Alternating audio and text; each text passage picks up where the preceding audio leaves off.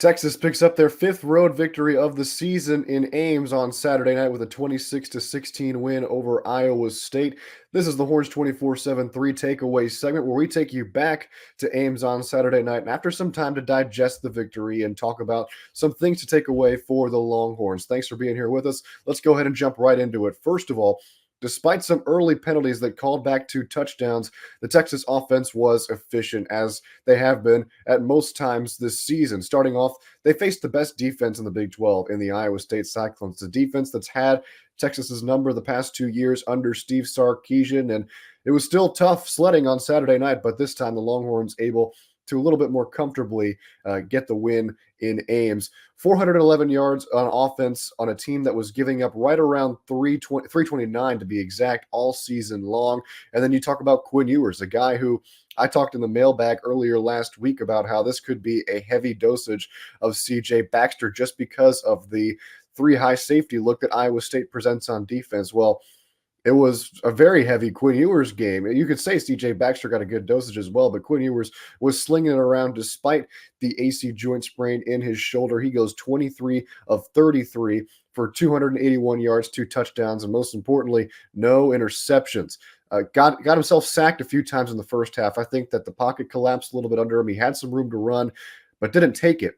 Fixed that in the second half. He was a little bit more mobile, and he stayed clean in the second half. So another solid game from Quinn Ewers, who's still not 100%, but is making all the throws and still helping Texas win games. CJ Baxter, we touched on him a little bit. His first career 100-yard rushing game couldn't have come at a better time. He's kind of taking the reins now of the Texas run game with Jonathan Brooks out for the year. He goes 20 carries, 117 yards. That's good for 5.9 yards per carry. Also had the most receptions on the team last night with 5 for 13 yards. And speaking of receptions, how about Jordan Whittington? He stepped up big time for the Longhorns in this one's 3 receptions for 56 yards, also scored his first touchdown of the season. And it was a game where Steve Sarkisian continues to praise him, saying that he's going to make himself a lot of money in the NFL with what he's doing for the Longhorns. And Whittington talked a lot about in the post-game presser, he does so much stuff away from the ball that nobody notices. And now he did stuff on the ball with the ball in his hands. He scores a touchdown, and another thing that he did was the 2-point conversion on that little tricky play that I'm still trying to figure out how the ball got into his hands. Quinn Ewers flips it quickly to Jordan Whittington on a fake handoff to CJ Baxter, and Texas gets 2 points off of it to make it a 14-point lead over Iowa State at one point in time. So that's another big play from Whittington. Gunnar Helm had the other receiving touchdown for the Longhorns last night. It was his second of the year on a 31-yard catch and run. When I hear all these numbers, the one thing that stands out to me is Texas has some depth, and they're using it really well. They've had to use it. They've been banged up a little bit here at some parts of the season, but they find ways to win with their depth. That's the first time in a long time that you can say Texas has reliable depth. I mean, just to point out a couple of things, DJ Campbell went down in the first half. In comes Cole Hudson, and he fills that spot perfectly. You really could put either of those guys in and feel pretty good about your offensive line. Then Gunnar Helm comes in after JT Sanders is a little bit banged up. He scores a touchdown on his second touchdown of the season. And then Xavier Worthy gets a little bit nicked up in the second half.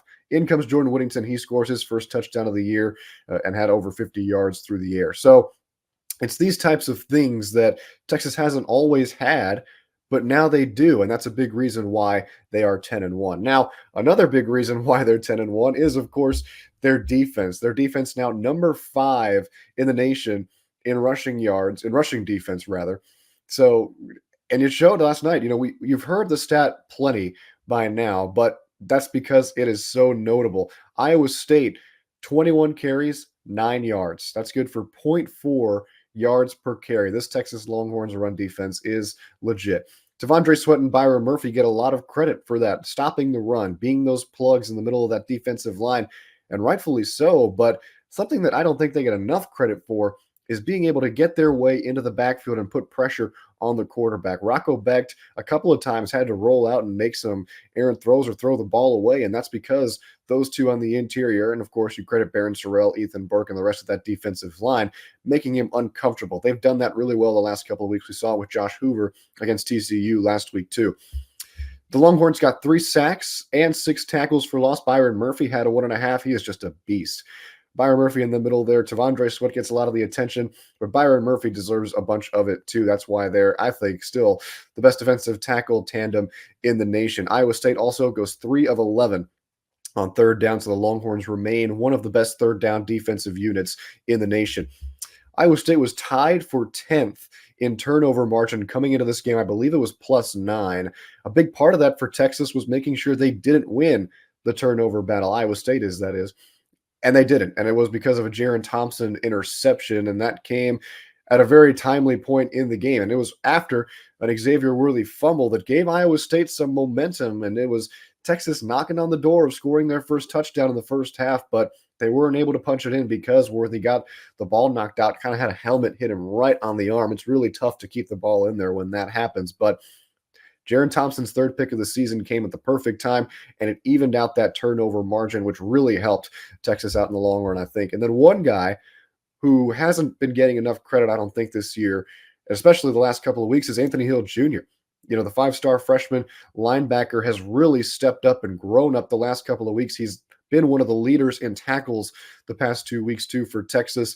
And this maturity is going to be big for Texas down the stretch. Him continuing to play well, because when he hits hard.